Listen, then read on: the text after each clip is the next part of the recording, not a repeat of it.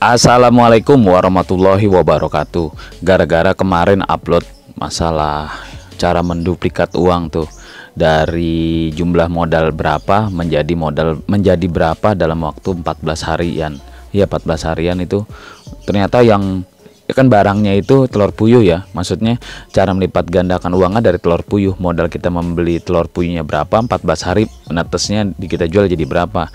Itu gara-gara video itu yang japri banyak, yang japri WA di grup, di beberapa grup, tapi ada juga Kaisar yang tidak merespon. Maksudnya yang karena memang grup Kaisar tuh kebanyakan budidaya ikan ya, tapi ada juga si bebek, unggas mah. Intinya dari beberapa grup Kaisar juga ada beberapa yang respon, yang japri juga luar biasa banyak malah.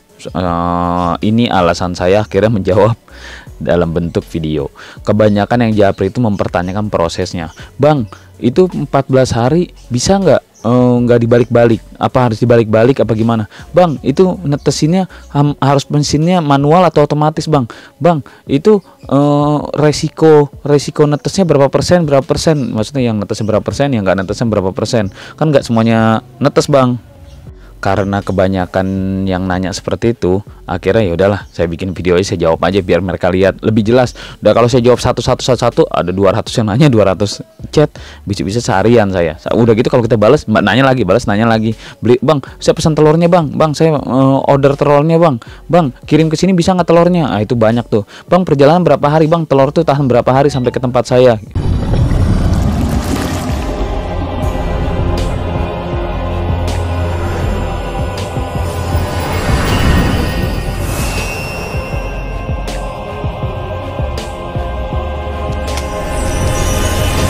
Begini pemirsa, kita hidup di zaman era modern, di zaman orang-orang cerdas, tidak seperti zaman dulu. Kalau zaman dulu segala sesuatu aturan dari orang tua begitu yang kita ikutin. Bikin mesin menetas telur, seperti itu bentuknya, seperti itu juga kita lakuin. Tapi era sekarang sudah bergeser.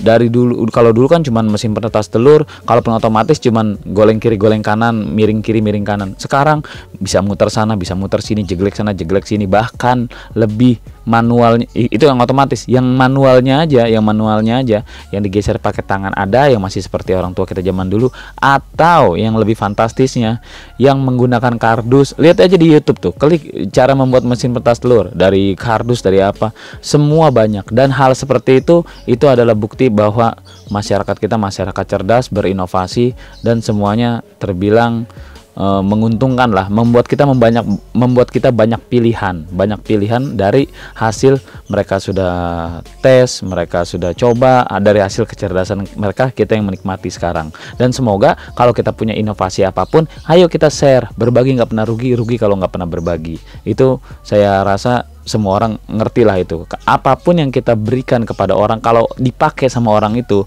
alhamdulillah pahalanya ngalir. Nah, untuk telur puyuh ini menurut saya ini yang paling simpel dibanding yang lain. Kalau telur puyuh sama lovebird itu hampir sama ya, memang sama-sama ukuran burung ya, itu hampir sama, dari mulai suhu, pengaturan semuanya sama.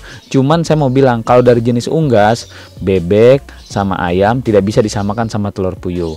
Kalau telur bebek sama ayam itu masih di setiap hari masih ada disapu-sapu, kita sapuin aja tangan kita atau balik-balik atau gimana, pokoknya biar telur itu agak berputar, jadi bolak-baliknya ada. Kalau telur puyuh, dari maestronya sendiri bilang tidak dibolak-balik pun tidak apa-apa. Mungkin karena kecil, jadi panasnya sudah merata, kelembabannya sudah merata karena bentuknya kecil.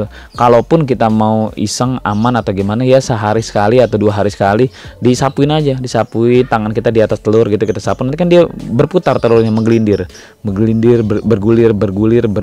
bergulir santai aja. Jadi nggak usah dibolak-balik, nggak usah harus mesinnya yang otomatis atau apa. Makanya untuk melipat gandakan uang dalam waktu 14 hari itu tidak harus pakai mesin otomatis, jadi pakai mesin manual pun bisa, apalagi yang kardus bisa. Saya jawab juga di grup juga, bang kalau saya netesin pakai mesin kardus bisa nggak? Di YouTube banyak tuh, bisa saya bilang, karena memang yang dari maestronya, dari Mbah John sudah nyoba sendiri, dia tidak dibolak-balik atau gimana pun tetap bisa, sudah dibuktikan.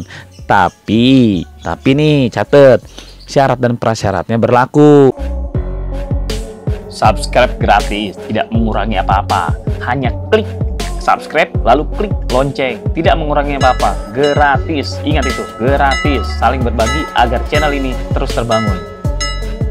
Syarat dan prasyaratnya adalah suhunya berapa, kelembabannya berapa. Nah, itu yang harus kita patokin di sini. Mau mesinnya apapun, suhunya dulu. Sekarang kita berbanding gini. Kalau kita ayam, kita bandingkan nih, ayam bebek itu lebih kurang sama, cuma harinya berbeda. Kalau ayam 37 sampai 38 panas, 37 sampai 38 ini ekstrim panas. Ini paling panas ini kalau menurut saya. Nggak tahu kalau ada yang lebih panas dari ini. Telur yang harus ditetesin lebih panas dari ini saya belum tahu. Tapi ini yang menurut saya paling tinggi di 38. Jadi 37-nya batas terendah, 38 batas tertinggi. Kalau sudah mencapai 38 dia mati. Klek, mati nanti iya benar, klek mati nanti suhunya turun tuh, mulai adem. Di 37 hidup lagi. Itu kalau ayam dan bebek. Kalau puyuh 36 37 beda 1 poin. Beda 1. Kalau di 37-nya tertinggi, 36-nya terendah. Jadi 37-nya nyala, ting. Begitu sampai 37 mati lampunya. 36 nyala lagi. Itu kalau suhu ya. Nah, kalau suhunya, kalau kelembabannya ini 65 sampai 70%. Ini kelembabannya ini wajib. Nah, kan pertanyaan, Bang, itu pengukur suhu, pengukur kelembaban, itu sih nggak usah ditanya. Beli mesin otomatis udah ada. Beli yang apa? Mau bikin manual, mau ngerakit sendiri udah banyak. Lihat aja di online shop. Cara membuat mesin peretas telur, apa peralatan mesin peretas telur, paket lengkap mesin peretas telur, apa tentang mesin peretas telur, itu di online udah banyak. Jadi zaman sekarang tuh di zaman simple, online bisa, nggak usah nanya, Bang.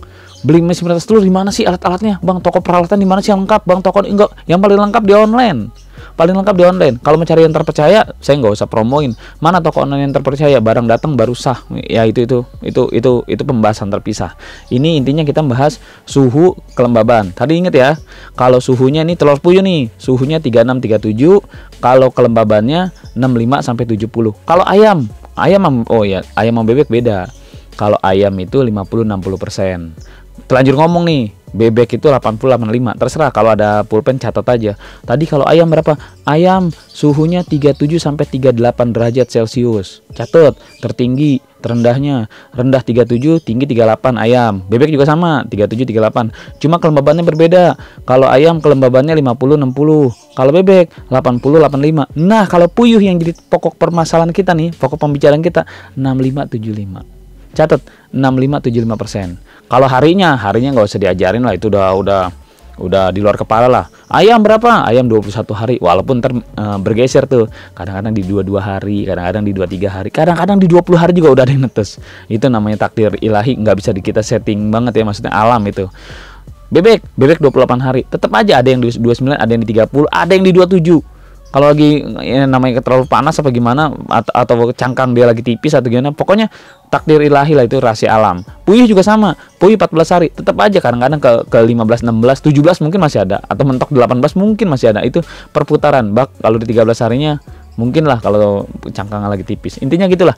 Intinya rate-nya itu pokoknya patokan kita ayam 21, bebek 28, burung puyuh 14 15 hari lah, 14 lah. Nah gitu. Pokoknya rate hari-hari itu cukup campurkan 1 tutup botol ke 1 liter air, lalu campurkan ke 2,5 kilo pakan dan diamkan selama 10 menit. Berguna untuk memacu pertumbuhan, merangsang nafsu makan, meminimalisir kematian, menambah bobot dan anti stres. Ya gitu aja.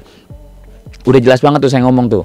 Mesinnya manual otomatis bisa. Dibalik-balik apa nggak usah? Kalau nggak sempet, saya orang yang kerja kantoran apa gimana, nggak usah dibalik-balik pun bisa. Balik-balik ya sesempatnya aja, 2 hari sekali, 3 hari sekali. Pokoknya nggak dibalik pun nggak apa-apa.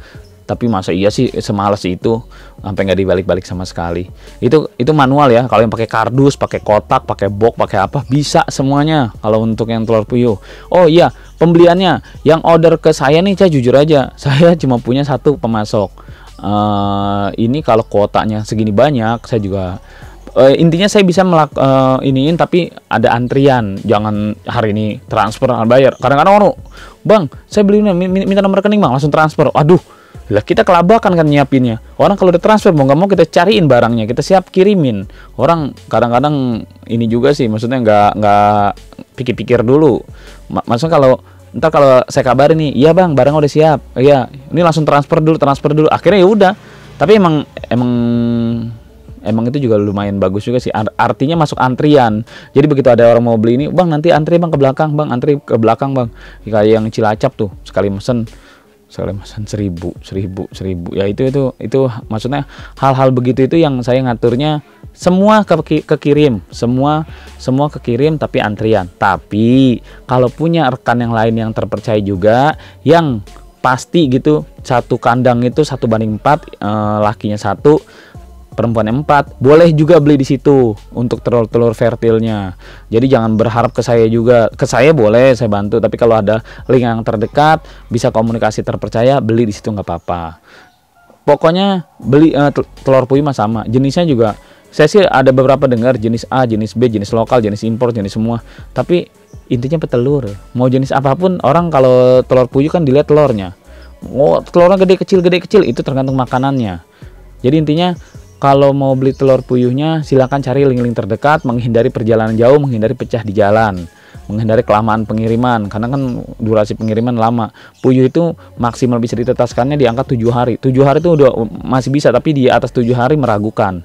Jadi 5-6 hari itu dari keluar ya, dari crot gitu, dari keluar dari pantat si puyuhnya, jangan terlalu lama. Maksudnya durasinya. Makanya saya tuh untuk hal-hal seperti ini ngaturnya agak ribet, bukan agak ribet, udah mulai terdesak sama pesanan. Kalau telur puyuh karena linknya belum banyak saya.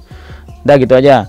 Kelembaban udah, suhu udah, masalah mesin udah, masalah telur cara mendapatkannya udah, penjualan pasarkan di daerah masing-masing. Nggak bisa saya bantuin segini banyak juga.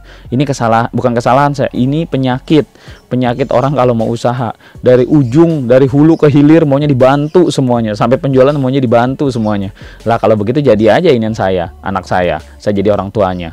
Dia mengayomi semuanya, se-Indonesia saya ayomi semuanya. Ayo dari yang mau usaha sini, dari hulu ke hilir saya yang urus semuanya. Kalian duduk manis aja di kursi goyang, uncang-uncang kaki. Pokoknya saya yang ngurus. Ini pengadaan bibitnya, ini caranya, ini pemasarannya, ini bos duitnya bos, nih hasil penjualannya bos. Gitu kan, kesian lah saya lah.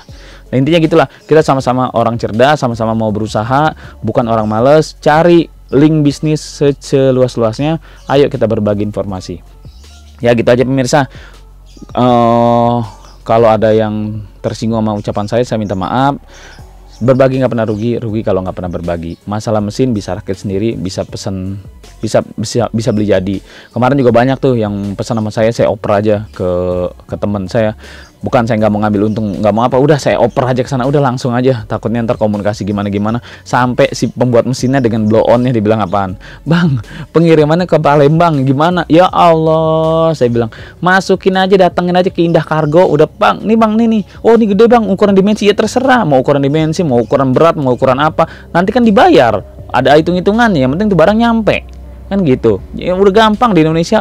Orang di iklan-iklan itu iklan pengiriman, orang aja bisa dikirim. Anak nakal tinggal kita packing, masukin ke pengiriman, dia begitu dia buka, dia keluar udah di pondok pesantren, disuruh cium tangan sama kiainya. Ada tuh di video, saya ngakak melihatnya. Apa aja bisa dikirim di Indonesia, jangan takut.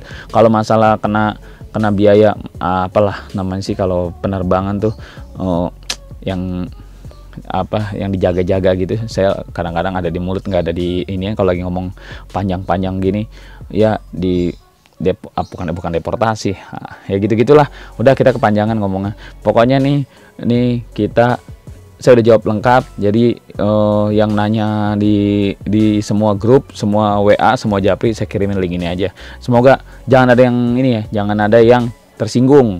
Soalnya kebanyakan saya jawab juga. Usikum menamsi bitaqwallah. Wassalamualaikum warahmatullahi wabarakatuh.